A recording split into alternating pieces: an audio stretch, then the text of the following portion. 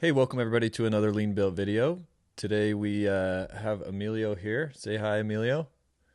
Hello, everyone. Nice to see you again. We're going to talk a little bit about some of the work packaging that we're trying to do and how we're going to get the last planners in as early as possible to try to design the project to their execution abilities and plan. So, Emilio, give us a quick rundown here of a high level rundown of what this is and how we're using it. Yes, of course. Well, we use this with all our trade partners. We're doing some meetings and we'll have these conversations in the pre-construction process, so we can have like enough time to make some corrections on and hear their needs. So if they need something, we hear them and also we apply it in our project if we can as well. So how does it works? First, we have the introduction with our trade partners. The very first section is showing uh, all the theory that we have is a quick introduction for them so they can understand how our process work and our system work, and they have this idea. And of course, if they have any questions, we are answering them in the process. Then here, after we set like the expectation, they know how our system works.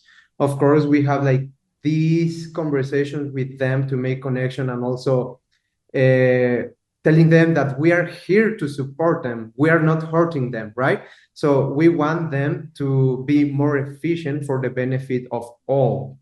This is showing that we need what they need to be more efficient without hurting them. This is very important because normally in construction, it's just question of it's just hurting people, going faster without any yes without any uh, yes anything else. Then here we have the work package area. Here is where we have some examples and some scenarios according to the theory that we have talked about, the areas and the flow. In this case, we have filled out these build your Lego pieces.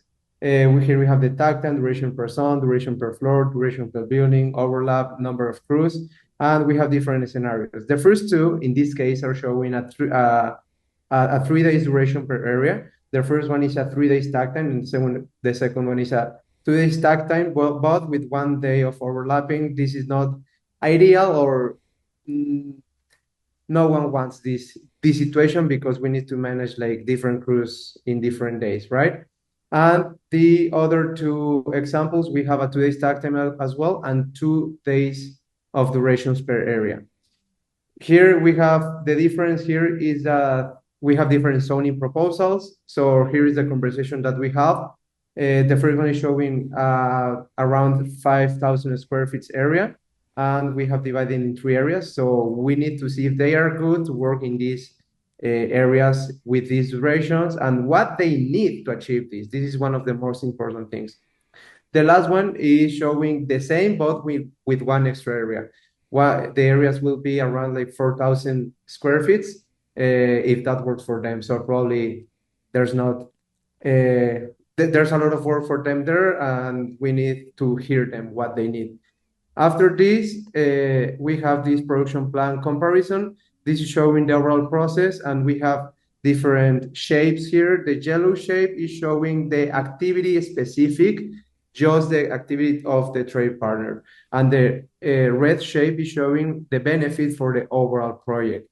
Here we can see that from a 3 day stack time to a 2 day stack time, we are saving 37 days for the overall project, but we have durations for just this activity of the trade partner of 99 days in the 3 day stack time and 70 days of a 2 day stack time. So this means that we are doing the same work in less time. And this means that, well, they can have savings as well on this, right? Then here below, we have some intact resources. Here is shown in one building how the duration is in the different same scenarios that we had before. And then we have here a video showing the durations and everything else, showing how this is progressing by day. And also we have here the sun maps. So once we have these conversations, the trade partner may need some resources. So in case they need, here we have the site plan, the logistic plan. In case we need to talk about their specific logistics, we can go to this resource and talk about it. The floor plans, on maps, and the future of work card as well.